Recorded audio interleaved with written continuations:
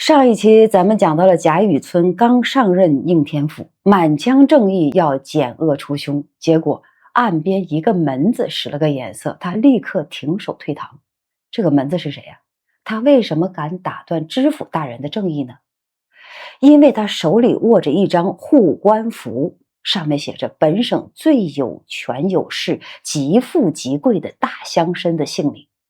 换句话说，他掌握着比知府还清楚的官场潜规则。那么这一期，门子把雨村拉到了密室里，掏出了那张护官符，而且这护官符是门子从顺带里掏出来的。顺带是衣服小襟上的口袋，右手顺襟便可探得。这个意思是每个地方官都贴身藏着这张单子，像藏私房钱一样，随时掏出来看，生怕得罪了不该得罪的人。来，我们来听这段官场现形记。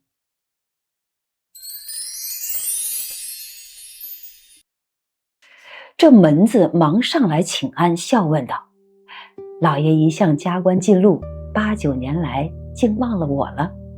雨村道：却十分面善的紧，只是一时想不起来。那门子笑道：老爷真是贵人多忘事啊，把出身之地竟忘了，不记得当年葫芦庙里之事。雨村听了如雷震一惊，方想起往事。原来这门子本是葫芦庙那一个小沙弥，因被火之后无处安身，欲投别庙去修行，又耐不得清凉景况，因想这件生意倒还轻省热闹，遂趁年轻蓄了发，冲了门子。雨村哪里料得是他，便忙携手笑道：哦，原来是故人呐，又让坐了好谈。这门子不敢坐，雨村笑道：贫贱之交不可忘，你我故人也，二则此系私事，既欲长谈，岂有不坐之理啊？这门子听说，方告了座，斜牵着坐了。雨村因问方才何故有不令发签之意，这门子道：老爷既容任到这一省，难道就没抄一张本省的护官符来不成？雨村忙问道：何为护官符啊？我竟不知。门子道：这还了得，连这个不知，怎能做得长远呢？如今凡做地方官者，皆有一个私单，上面写的是本省最有权有势、极富极贵的大乡绅的名姓，各省皆然。倘若不知，一时触犯了这样的人家，不但官爵，只怕连性命还保不成呢。所以绰号叫护官符。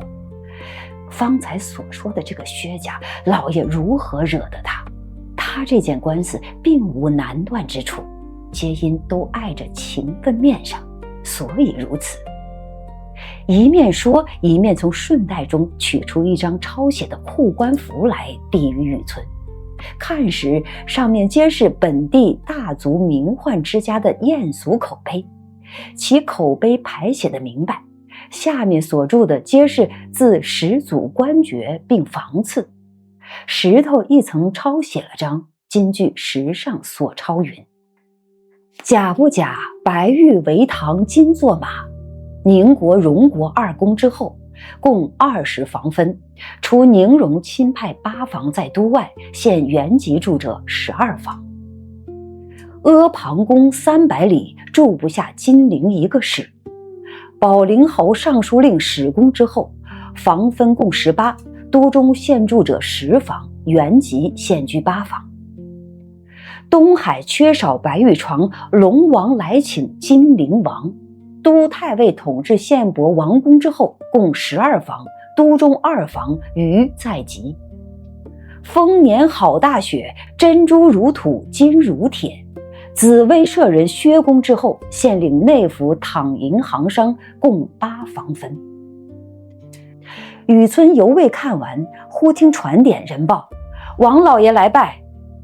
雨村听说，忙具衣冠出去迎接，有顿饭功夫，方回来细问。这门子道：这4家皆联络有亲，一损皆损，一荣皆荣，扶持遮使，具有照应的。今告打死人之薛，就系丰年大薛之学也。也不单靠这3家，他的世交亲友在都在外者本亦不少，老爷如今拿谁去？雨村听如此说，便笑问门子道：如你这样说来，却怎么了结此案？你大约也深知这凶犯躲的方向了。门子笑道：不瞒老爷说，不但这凶犯躲的方向我知道，一并这拐卖之人我也知道，死鬼买主也深知道，待我细说与老爷听。这个被打之死鬼，乃是本地一个小乡绅之子，名唤冯渊，自幼父母早亡，又无兄弟，只他一个人守着些薄产过日子。长到18、19岁上，酷爱男风，最厌女子，这也是前世冤孽。可巧遇见这拐子卖丫头，他便一眼看上了这个丫头，立意买来做妾，立誓再不交结男子，也不再娶第2个了。所以3日后方过门。谁晓这拐子又偷卖与薛家，他意欲卷了2家的银子，再逃往他省。谁知又不曾走脱，2家拿住，打了个臭死，都不肯收银，只要领人。那薛家公子岂是让人的，便喝着手下人一打，将冯公子打了个稀烂，抬回家去3日死了。这薛公子原是早已择定日子上京去的，头起身2日前就偶然遇见这个丫头，意欲买了就进京的，谁知闹出这个事儿来，既打了冯公子，夺了丫头，他便没事人一般，只管带了家眷走他的路。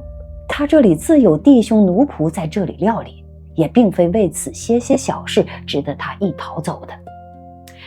这且别说，老爷你当被卖之丫头是谁呀？雨村道：我如何得知啊？门子冷笑道：这人算来还是老爷的大恩人呐，她就是葫芦庙旁住的甄老爷的小姐，名唤英莲的。雨村喊然道：原来就是她！闻得养至5岁被人拐去，却如今才来卖呢？门子道：这种拐子单管偷拐5、6岁的儿女，养在一个僻静之处，到11、12岁夺其容貌，带至他乡转卖。当日这英莲，我们天天哄她玩耍，虽隔了7、8年，如今12、13岁的光景，其模样虽然出脱的齐整好些，然大概相貌自是不改，熟人亦认。况他眉心中原有米粒大小的一点胭脂剂，从胎里带来的，所以我却认得。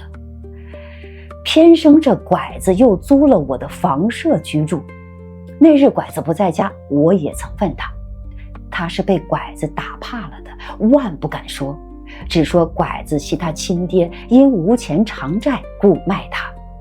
我又哄之再四，他又哭了，只说我不记得小时之事，这可无疑了。那日冯公子相看了，兑了银子，拐子醉了，他自叹说：我今日罪孽可满了。后又听见冯公子令3日之后过门，他又转有忧愁之态。我又不忍其行径，等拐子出去，又命内人去解释他说：这冯公子必待好日期来接，可知必不以丫鬟相看，况他是个绝风流人品，家里颇过得，素习又最厌恶堂客，今竟破价买你，后事不言可知，只奈得3、2日，何必忧闷？他听如此说，方才略解忧闷，自为从此得所。谁料天下竟有这等不如意事，第2日他偏又卖与薛家。若卖与第2个人还好，这薛公子的混名人称呆霸王，最是天下第1个弄性上气的人，而且使钱如土，遂打了个落花流水，生拖死拽，把个英莲拖去，如今也不知死活。这冯公子空喜一场，一念未遂，反花了钱，送了命，岂不可叹呢？雨村听了，亦叹道：这也是他们的孽障遭遇啊，亦非偶然，不然这冯渊如何偏只看准了这英莲呢？这英莲受了拐子这几年折磨，才得了个头颅，且又是个多情的，若能聚合，倒是件美事。偏又生出这段事来，这薛家纵比冯家富贵，想其为人自然姬妾众多，淫逸无度，未必及冯渊定情于一人者。这正是梦幻情缘，恰遇一对薄命儿女呀。且不要议论他，只目今这官司如何剖断才好啊？那门子笑道：老爷当年何其明觉，今日何反成了个没主意的人了？小的闻得老爷补升此任，亦系贾府王府之力。此薛蟠及贾府之亲，老爷何不顺水行舟，做个整人情，将此案了结，日后也好去见贾府王府啊？这雨村道：你说的何尝不是啊？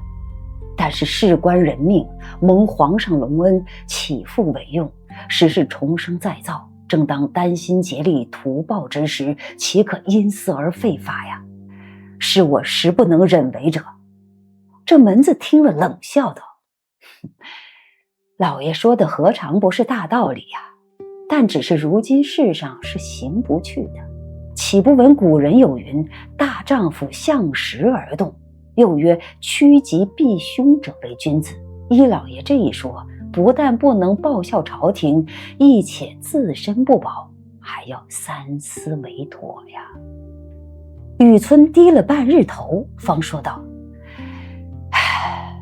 依你怎么样？门子道：小人已想了一个极好的主意在此。老爷明日坐堂，只管虚张声势，动文书发签拿人，元凶自然是拿不来的。原告故事定要将薛家族中及奴仆人等哪几个来拷问，小的在暗中调停，令他们报个暴病身亡，令族中及地方上共递一张保证。老爷只说能扶鸾请仙，堂上设下祭坛，令军民人等只管来看。老爷就说鸡先批了，死者冯渊与薛蟠原因宿虐相逢，今狭路际遇，原因了结。薛蟠今已得了无名之病，被冯魂追索已死，其祸皆因拐子某人而起。拐之人原系某乡某姓人士，按法处置，余不略及等语。小人暗中嘱托拐子，令其实招。众人见鸡先批语与拐子相符，愚者自然都不虚了。薛家有的是钱，老爷断1000也可，500也可，与冯家做烧埋之费。那冯家也无甚要紧的人，不过为的是钱，见有了这银子，想来也就无话了。老爷细想，此计如何呀？雨村笑道：不妥啊，不妥，等我再斟酌斟酌，或可压服口声。二人计议，天色已晚，别无话说。好，原文先演播到这儿。这段是全书最冷的官场现形记，咱们挑几个让人后背发凉的密码啊。先看门子的身份，他曾是葫芦庙里的小沙弥啊，就是当年贾雨村寄居的那个庙。一场大火，葫芦庙烧了，小沙弥无处安身，蓄了发当了门子。而贾雨村也是那场大火的幸存者，他当年寄居葫芦庙，得了甄士隐的银子才进京赶考的。现在2个葫芦庙故人在应天府的密室里重逢，一个成了知府，一个成了门子，但掌握真相的是这个门子。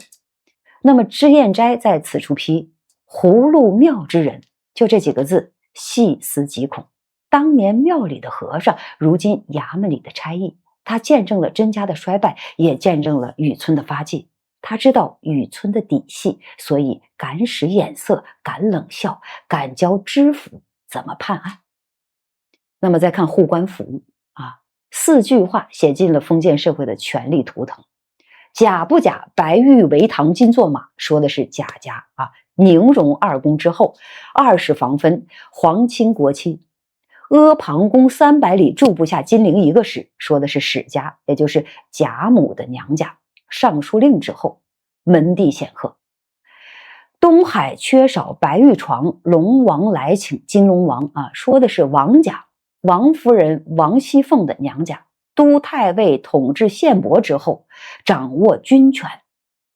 然后是丰年好大雪，珍珠如土，金如铁，说的是薛家。紫薇舍人之后，县令内府躺银行商，有钱呢。4句话，4个家族，一损皆损，一荣皆荣。门子说，倘若不知一时触犯了这样的人家，不但官爵，只怕连性命还保不成的。这不是夸张这是现实。贾雨村能复职靠的是贾政，现在要判的案子，被告是薛蟠，而薛蟠是王夫人的外甥，贾政的亲戚。雨村如果真判了薛蟠，就是断了自己的后路。然后我们来看冯渊，他的名字谐音冯渊冤屈的冤，注定遭遇冤屈。门子说冯渊酷爱男风，最厌女子，但遇见英莲之后，立意买来做妾，立誓再不交结男子。这像什么呀？像一个人突然找到了真爱，决定洗心革面了。但是命运跟他开了个玩笑，拐子把英莲又卖给了薛家，冯渊去征，被打了个稀烂，3日而死。脂砚斋在此处批：冯渊者，冯渊也。冯渊的冤不是薛蟠一个人造成的，是整个权力结构造成的。他一个小乡绅之子，怎么能跟金陵一霸争呢？他的死从名字就注定了。我们再来看这个英莲，眉心的胭脂记是胎记，也是命运的烙印。门子说他眉心中原有米粒大小的一点胭脂记，从胎里带来的，所以我确认得这胎记从胎里带来，像什么呢？像是一个出场标记，标明她是甄士隐的女儿，标明她属于那个被烧毁的葫芦庙旁边的家。但更重要的是，这胎记是英莲唯一无法被抹去的身份标识。拐子可以改他的名字，可以教他说谎，但是眉心这一点红是老天爷做的 DNA 鉴定。那么最精彩的就是门子出的主意，服软请仙，这是全书最荒唐的依法办事。门子让雨村设祭坛，假托神仙批语，说死者冯渊与薛蟠原因宿虐相逢，今狭路际遇，原因了结。薛蟠今已得了无名之病，被冯魂追索已死，让薛蟠装死，让冯渊的鬼魂背锅。这哪里是判案呢？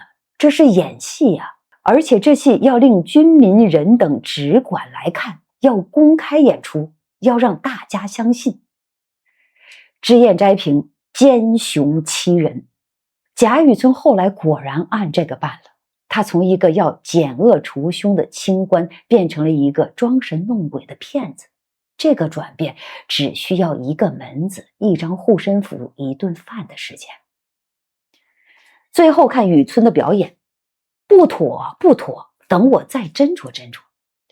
门子说完计策，雨村先说不妥，然后低了半日头，最后说或可压服口声。这低半日头是表演，他在演一个挣扎的正义官员，演给自己看，也演给门子看。但门子早就看透了，所以冷笑道：老爷当年何其明觉，今日何反成了个没主意的人呢？其实雨村早就决定了，他说事关人命，蒙皇上隆恩是场面话，他说岂可因私而废法，是试探门子。门子一说不但不能报效朝廷，亦且自身不保，他就低了半日头。这不是犹豫，是确认，确认门子跟自己是同路人，确认这个案子可以这么办。所以这一期的核心是什么？是护官符里的权力密码，是门子使眼色背后的官场默契，是冯渊的宿命，也是贾雨村从正义到妥协的完整表演。他低头的那个瞬间，就已经不是当年的穷书生了，是4大家族网络里的一个节点。下一期，薛蟠大摇大摆的进京了，薛宝钗即将登场，金玉良缘的伏笔要来了，敬请期待。